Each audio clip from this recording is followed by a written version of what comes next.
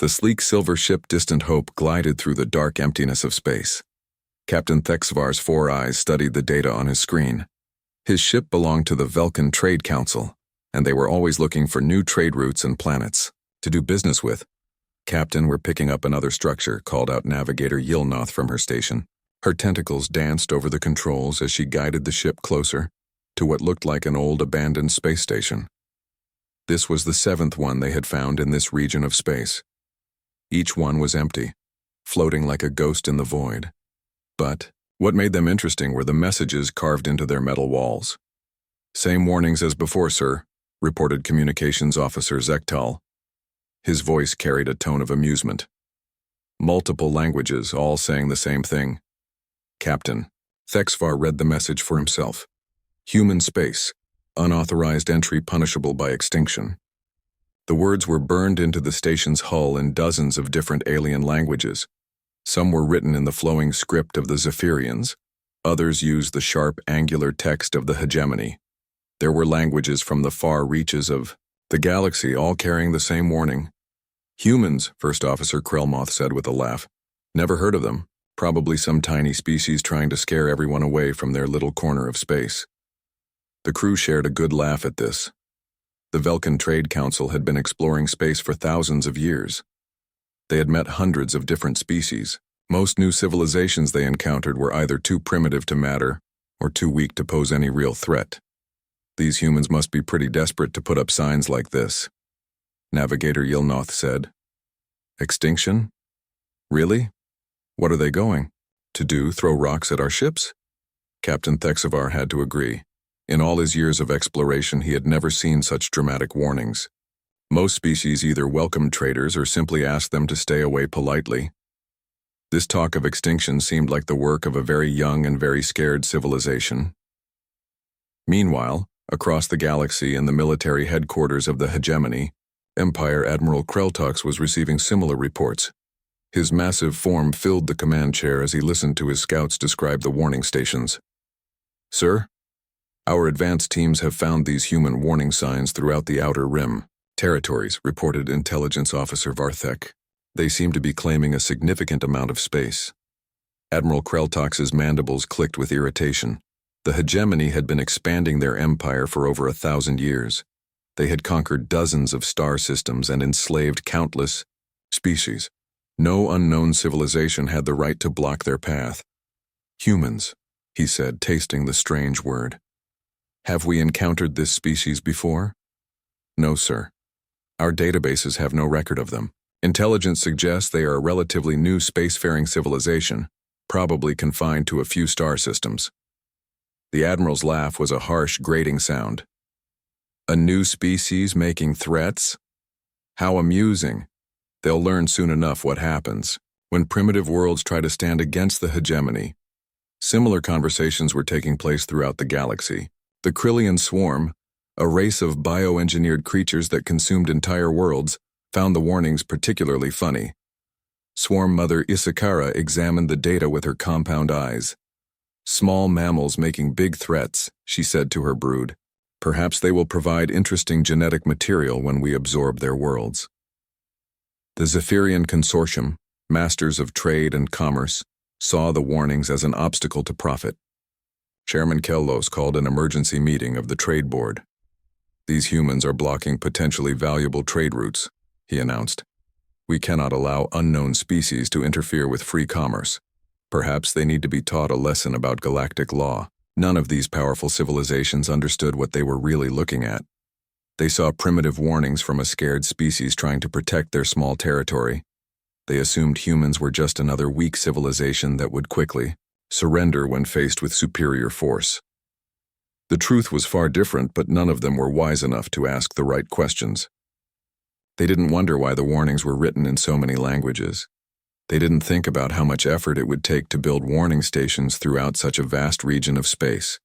Most importantly, they didn't consider why any species would choose the word extinction instead of death or destruction. In the quiet depths of human space, automated monitoring stations detected the approaching alien ships. Data flowed through quantum networks to military command centers. Officers with names like Park, Kim, and Lee studied the readings with calm, professional interest. More visitors, observed Commander Gina Lee as she watched the alien ships probe their borders. Same pattern as always. They find the warnings, they laugh, they keep coming. Orders, ma'am? Asked her aide. Commander Lee sighed softly. Standard protocol. Keep watching. Keep recording.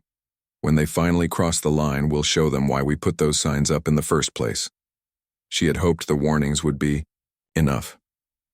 Her people had learned the hard way what they were capable of when pushed too far. The signs weren't threats.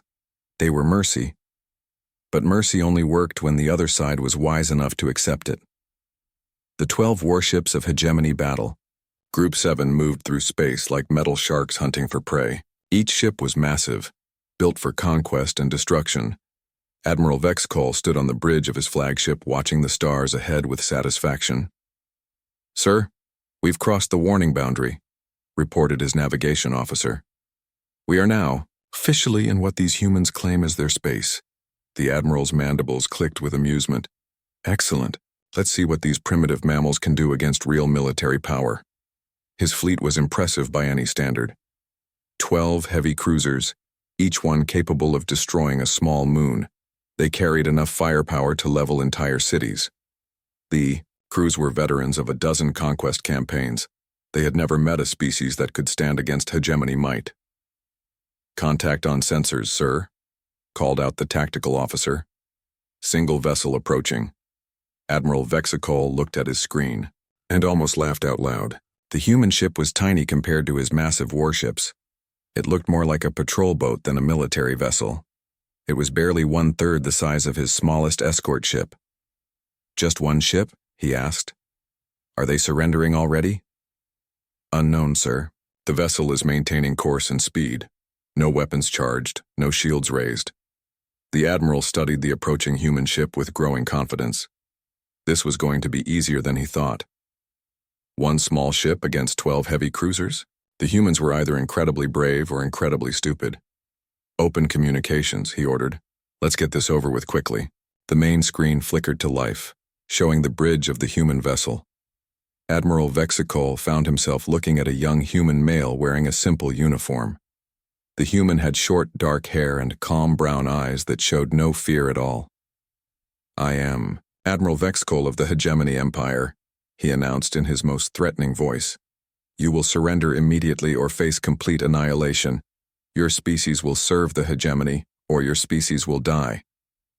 The human captain looked back at him with those steady eyes. When he spoke, his voice was quiet and controlled. I am Captain Minho Park of the Earth Defense Force.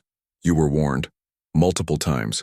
This is your final chance to turn around and leave our space. Admiral Vexcol's laugh echoed through his bridge.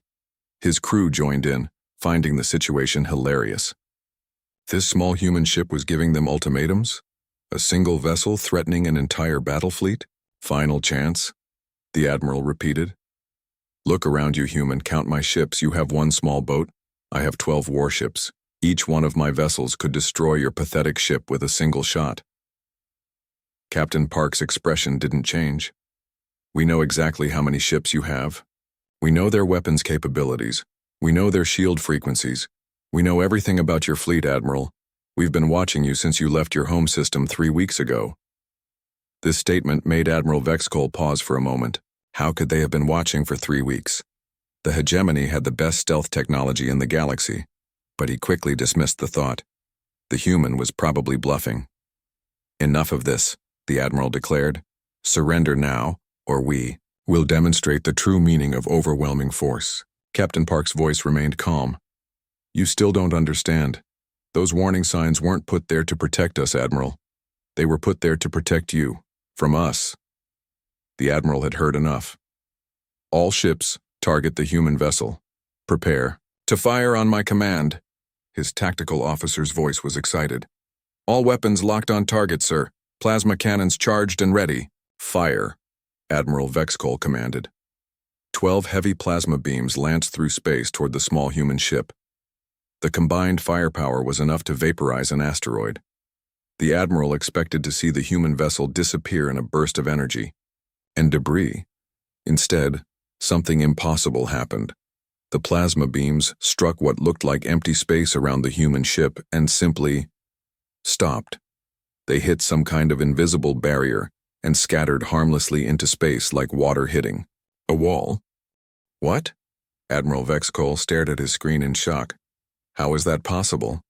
Sir, their ship is completely undamaged, reported the tactical officer, his voice filled with confusion. Our weapons had no effect at all. Captain Park's image was still on the main screen. He looked sad rather than angry. You were warned, he said simply. What happened next would be talked about in military academies for generations, though few would believe the reports. The single human ship didn't run or call for help. It didn't even move from its position. Instead, space around the hegemony fleet began to change. Stars seemed to bend and twist. Reality itself appeared to fold in ways that hurt to look at. Admiral Vexcol watched in growing horror as his ship's instruments went crazy, showing readings that made no sense. Sir, the vengeful fire is reporting massive gravitational distortions, his communications officer called out. Their hull is buckling under impossible pressure.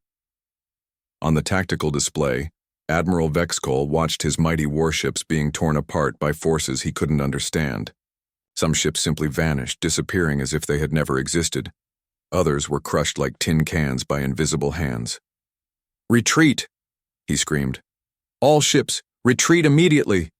But only his own ship managed to escape, limping away with damaged engines and traumatized crew. Behind them, the small human vessel continued its patrol as if nothing had happened.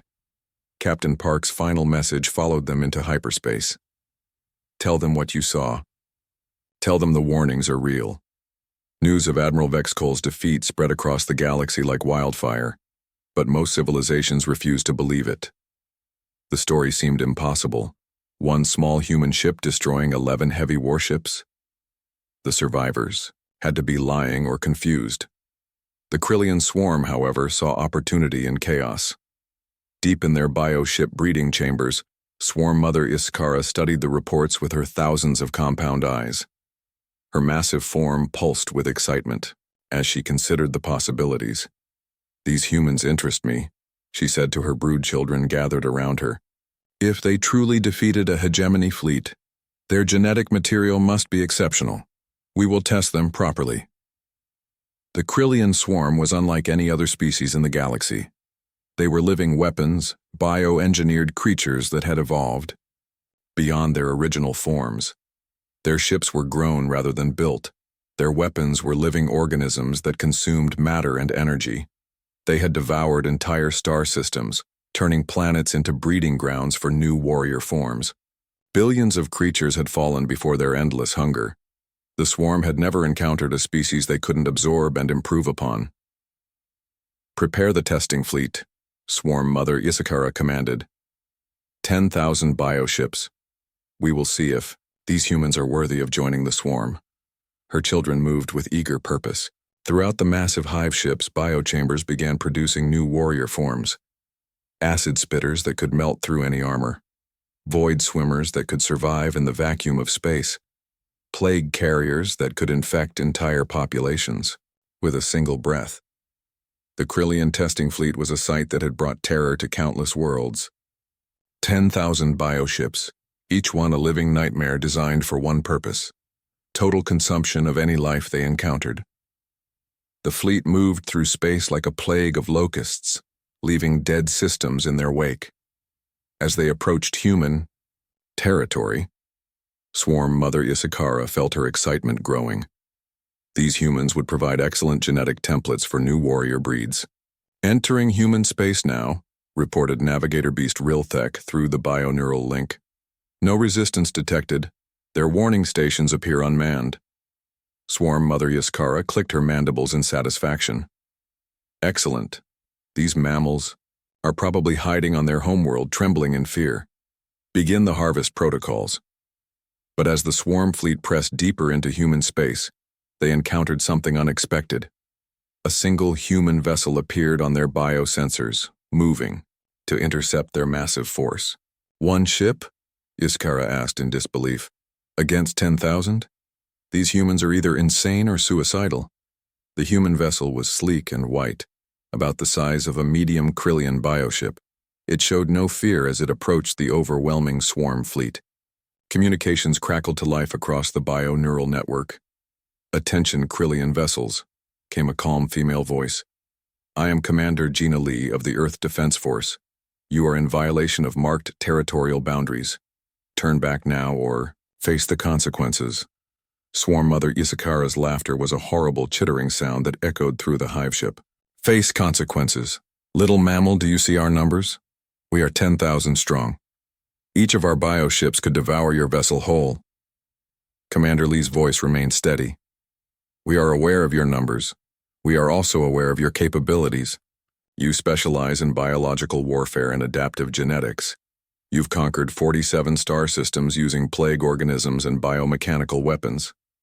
This gave Isakara pause.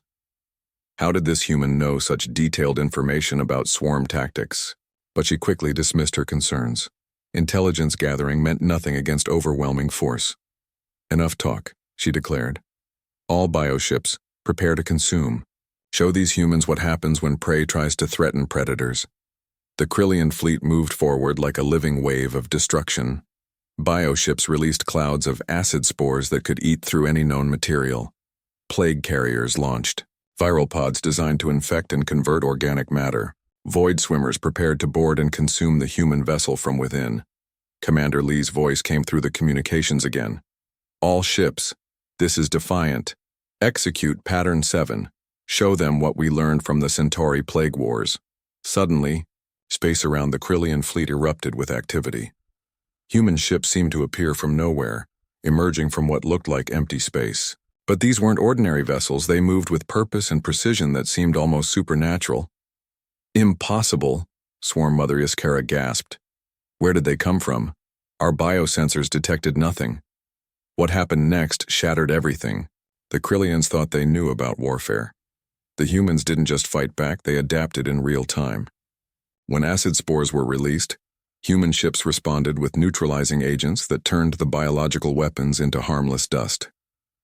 When plague carriers launched their viral pods, human vessels countered with targeted bioweapons that dissolved Krillian ship hulls like sugar in water. When void swimmers tried to board human ships, they found themselves facing artificial creatures that seemed designed specifically to counter their biology. "How are they doing this?" Iskara screamed as she watched her bioships dying around her. "They're using our own tactics against us, but better." The truth was even more terrifying. The humans had been expecting them. Every Krillian bioweapon had been studied and analyzed. Every tactic had been anticipated. The humans fought like they had been preparing for this exact battle for decades. Commander Lee's ship moved through the chaos like a predator among prey. Her voice cut through the bio-neural network with cold efficiency.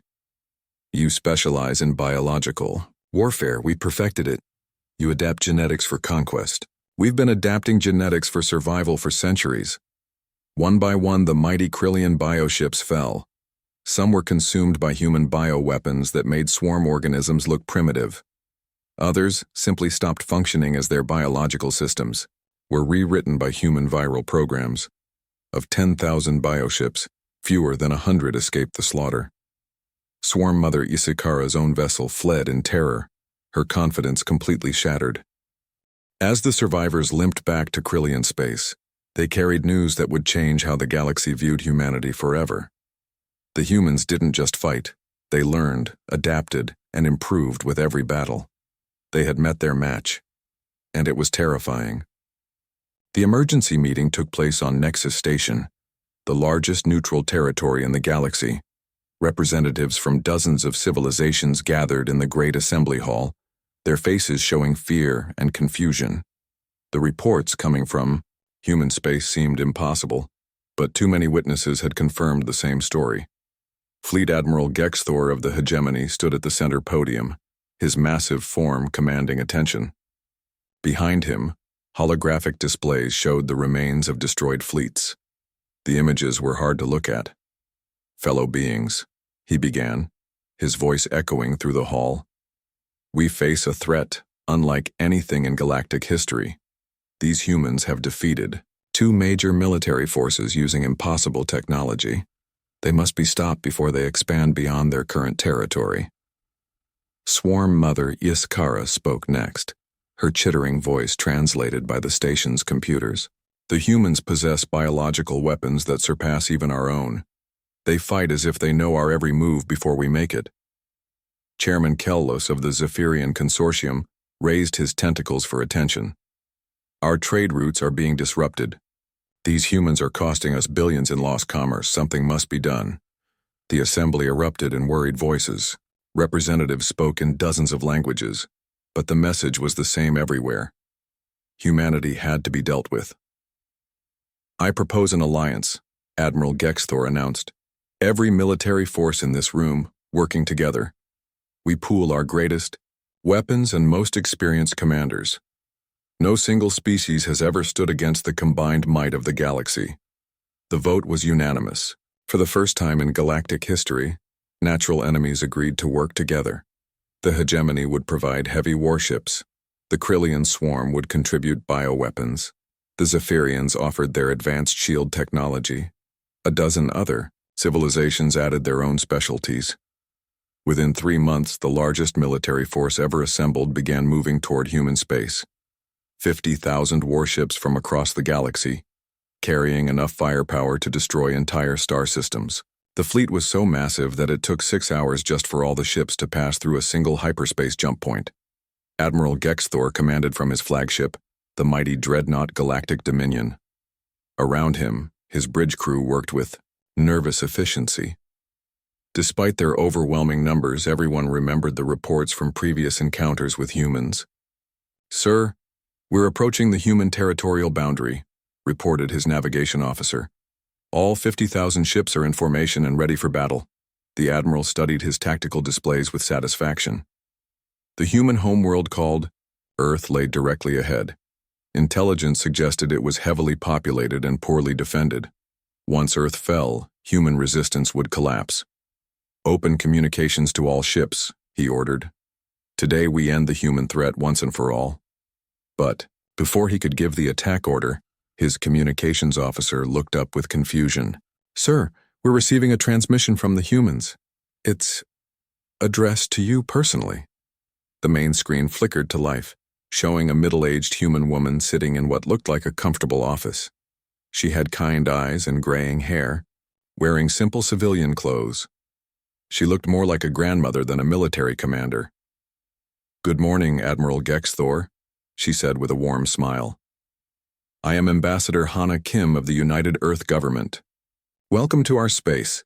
We've been expecting you." Admiral Gexthor felt a chill run down his spine. How did she know his name? How had they been expecting the fleet?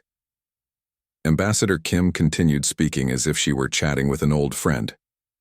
"We've been watching your preparations for the past 3 months. 50,000 ships is quite impressive. You must be very proud of the coordination required." The admiral's tactical officer whispered urgently in his ear. "Sir, she's giving specific details about our fleet composition. Ship numbers, weapon, types, crew counts, information that should be classified." "You're probably wondering how we know so much," Ambassador Kim said, as if she had heard the whispered conversation. "The answer is simple. We've been watching every ship in your fleet since the moment they left their home systems." She paused to take a sip from a cup of tea, then continued. "Admiral, you command the flagship Galactic Dominion. Built 12 years ago, recently upgraded with quantum torpedo systems. Your crew of 2,000 includes your nephew, Lieutenant Kexthor, who's stationed on Deck 7. You're probably worried about him right now." Admiral Gexthor's blood ran cold. His nephew was indeed serving on his ship, and the information was supposed to be secret for security reasons. "Commander Yilstark of the Zephyrian vessel Trade Wind," Ambassador Kim continued, her voice remaining cheerful. "You're afraid of enclosed spaces, which is why you always keep your bridge doors open during combat. Captain Zeknal of the Krillian bioship Living Death, you've been having nightmares about mechanical creatures ever since your encounter with our ships last month." The communication channel erupted with panicked voices as commanders across the fleet realized the humans knew impossible details about their personal lives, their fears, their secret weaknesses.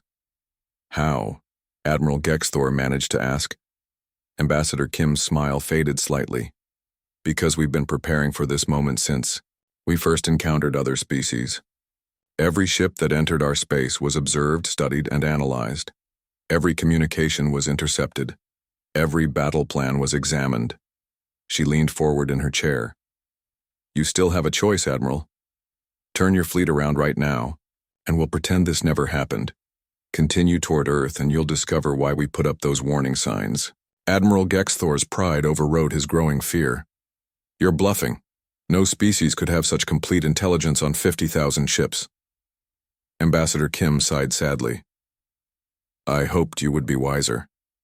The attack began with Admiral Gexthor's order to advance. It ended 6 hours later with the complete destruction of the largest military force in galactic history. The emergency council chamber on Nexus Station was nearly empty now.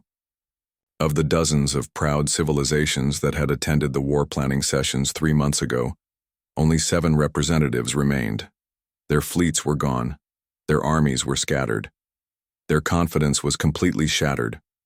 Admiral Gexthor sat at the table with his head in his hands. His mighty flagship had been one of the few vessels to escape the disaster at Earth. Of 50,000 warships, fewer than 300 had made it home. The survivors spoke of horrors that military analysts said were impossible. They knew everything, whispered Commander Yilstark of the Zephyrians. Every move we made, every strategy we planned, it was like fighting our own shadows.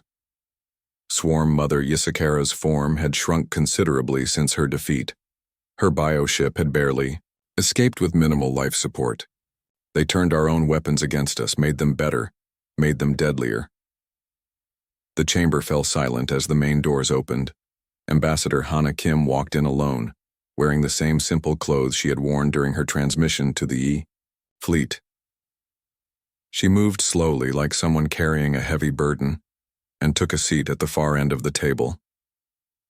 Thank you for agreeing to meet, she said quietly. I know this is difficult for all of you. Admiral Gexthor looked up with eyes filled with confusion and fear. How? He asked. How did you know? How did you plan for everything? How did you defeat 50,000 ships with such ease? Ambassador Kim was quiet for a long moment, studying the broken leaders before her. When she spoke, her voice was sad rather than triumphant. You're wondering how we knew your plans, how we could predict your every move, how we could be so prepared for an attack of that scale. She paused, choosing her words carefully. The answer is simple, but it's not one you're going to like. She stood up and walked to the large window that showed the stars beyond. We've been fighting wars for over 10,000 years, not against alien invaders or cosmic monsters, against ourselves. The alien leaders looked at each other in confusion. What did she mean? While your civilizations were exploring the galaxy, making trade agreements and occasionally fighting small border conflicts, humanity was locked in constant warfare. We fought each other with every weapon we could imagine. We developed strategies to defeat enemies who thought exactly like us. Commander Yilstark's tentacles twitched nervously. You mean civil wars? Internal conflicts? I mean total war, Ambassador Kim replied. Wars that lasted for centuries. Wars that nearly destroyed our entire species. We learned to fight against opponents who knew all our secrets, who could predict our moves, who used our own tactics against us. She turned back to face the table. Every strategy your fleets used, we had already tested against ourselves. Every weapon you deployed, we had already developed and improved upon. Every psychological technique you tried, we had already mastered, in our conflicts with our own people. Admiral Gexthor felt a chill of understanding. You're saying you fought yourselves harder than we fought you? Much harder, Ambassador Kim confirmed. Our own wars were far more brutal than anything you brought to us. We nearly made ourselves extinct dozens of times. We learned to fear our own capabilities. Captain Jiwan Han entered the chamber, wearing the dark blue uniform of the Human Defense Corps. His young face showed the same sadness as the ambassador's. The warning stations weren't put there to protect our territory, he said. They were put there to protect you. From us. The terrible truth began to sink in. The aliens realized that everything they had witnessed, the impossible victories, the devastating counters, the perfect intelligence, had been humanity holding back. We've seen what happens when we unleash our full potential, Ambassador Kim continued. Our homeworld still bears the scars. Entire continents turned to glass, oceans that glow with radiation, cities buried under the ruins of orbital bombardments. She gestured toward Captain Han. This young man commands a single patrol ship. In our own wars, his vessel would be considered barely armed. The weapons we used against your fleets were defensive systems, designed to discourage rather than destroy. Swarm Mother Isakara's voice was barely a whisper. You were holding back? We had to, Captain Han replied. We learned long ago that when humans stop holding back, when we stop trying to be better than our worst instincts, we become something that should not exist in this galaxy. Ambassador Kim returned to her seat. We put up those warning signs because we know what we're capable of. We've spent centuries learning to control ourselves, to contain our own destructive potential. The alien leaders sat in stunned silence as the full implications hit them. They had encountered humanity restrained by moral codes and careful limitations. Everything they had feared was just a glimpse of what lay beneath. The human protection zones we're establishing, Ambassador Kim said, aren't to keep you out of our space. They're to keep us contained in ours. Admiral Gexthor found his voice. Why are you telling us this? Because you need to understand, she replied. The greatest threat to this galaxy isn't some cosmic horror from beyond the stars. It's a species that spent 10,000 years learning the most efficient ways to destroy themselves. The story ended with new borders being drawn across star maps, vast regions of space marked with warnings in every known language. But now the aliens understood the truth. The signs weren't threats. They were mercy. And mercy only worked when people were wise enough to accept it.